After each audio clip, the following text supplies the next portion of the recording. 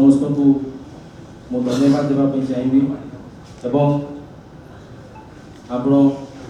media भाई मान को भी धन्यवाद देवाई चाहिए कि आपण ये उपस्थित होती मोर मिश्रण पर्व आमर जे मुख्यमंत्री अच्छा श्रीयुक्त नवीन पट्टनायक विकास धारा महापुरुष विकास पुरुष जे स्वप्न अच्छी ओडिशा को लेकरी एवं सुंदरगढ़ रे जो विकास धारा बढ़ी आगामी समय रे भी सेटा बढ़िबो सेटा को मु देखि करी अनुप्राणित होई करी मो बीजेपी रे शामिल होइछि आउ मु मोर बापांकर भी आशीर्वाद अच्छी तांकर अवदान अच्छी कि आपण माने मते चिनी पारले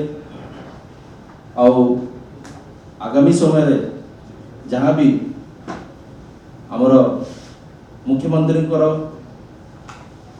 ओडिशा प्रति एवं आमर जिला प्रति जहाँ भी तांकर आदेश निर्देश रहिबो सेटा को मु आगु केमती नेबी सेटा मोर चिंताधारा उद्देश्य मेन रहिबो आउ मु अशेष अशेष आमर 5T अध्यक्ष आमर